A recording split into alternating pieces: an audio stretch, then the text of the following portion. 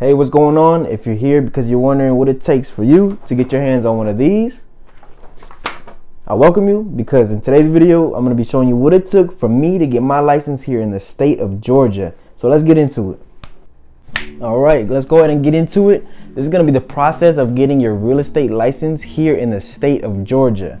And where it all starts is you want to find yourself a good real estate course to learn from.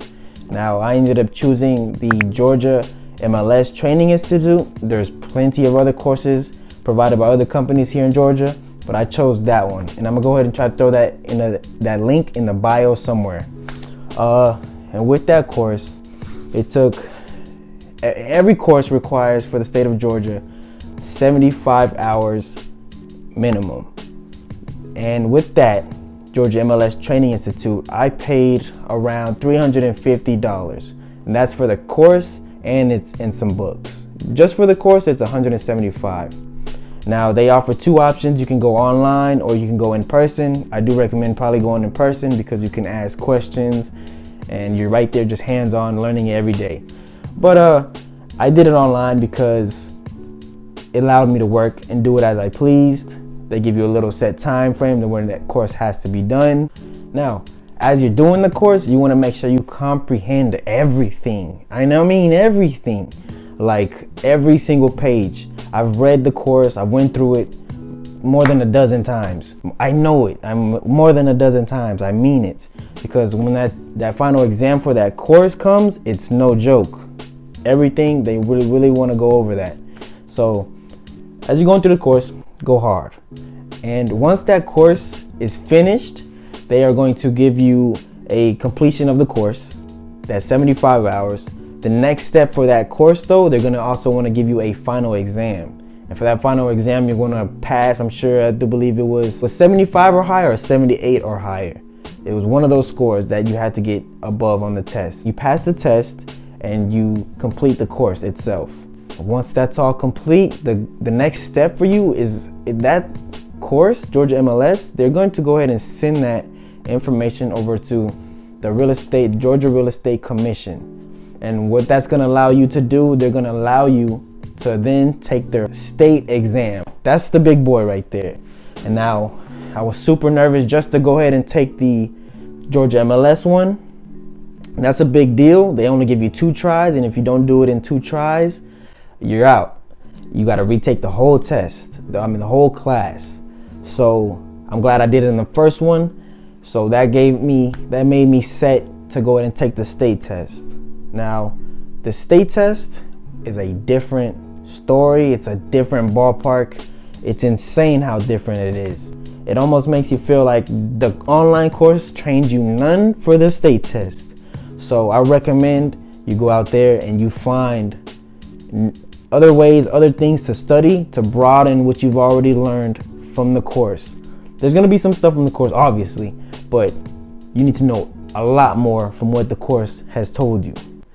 I recommend that for sure. So the next step, once you get your affidavit of completion from your course, and they notify Georgia, the Real Estate Commission, you're set to take the real estate exam. Once that happens, you're going to want to call PSI. That's what I did. I called PSI. It's a testing service, and they test for other fields of work for other people, but they did it for real estate exams. You're going to call them, set it up, and they're going to want you to pay, I believe I paid $120 just to take the exam. And that's non-refundable, I do believe, and each fail, you're going to have to pay that $120 again to take. And I'm glad I did not have to repay, passed on the first try. Guys, make sure you pass, make sure you study. I mean it, because this test is no joke. It's no joke. It's super tough because they make you, it's all real world examples, whether it's scenarios on contracts, on problems that can happen. I was stuck on my first 3 questions, guys. It's hard. You want to make sure you go out there and get plenty of information as you're studying up until that day. Don't take it lightly, trust me. And I recommend you, right when you pass, I know you guys will, right when you pass, just go get a beer because you're gonna need it and you're gonna feel like you was overwhelmed. Just go do it. Trust me. Once the test is finished and you walk out of there, they're gonna stop you and they're gonna go ahead and give you your score report. Now this can say whether you failed or passed. When you pass, all it says is pass. And your form looks like this. This is the exact form that I have. I don't know if this is personal information, but it looks like that. It has your picture, and right here it'll say pass. Now, if you failed, I do believe it. Some people say they received the percentage on how much they failed by, but that's what you get if you passed. Guys, I know you're gonna pass. So once you pass, they're also gonna go ahead and give you this sheet. Let me go ahead and grab it. This helpful little sheet right here. This sheet basically shows you, it gives you the information that you're gonna need to apply for your license. And this is just what I went off of.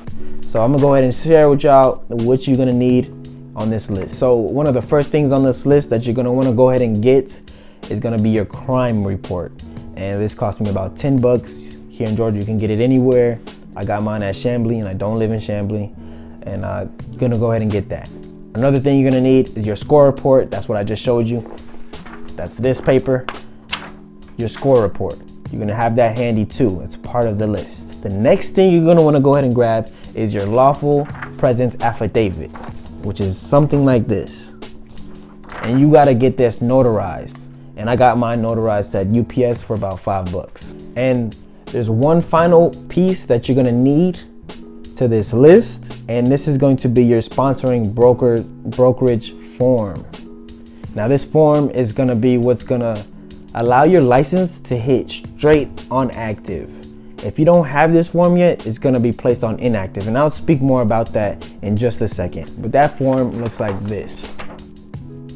I have my broker stuff right there, like that. All right, so once you got that list all together, you gathered all those documents, they're gonna hit you with fees.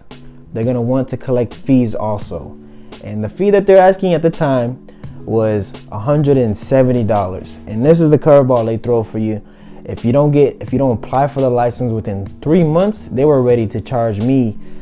They'll charge you $340. That's what I remember. $340 if you were being lazy. So don't be lazy. Go ahead and go get that license. All right.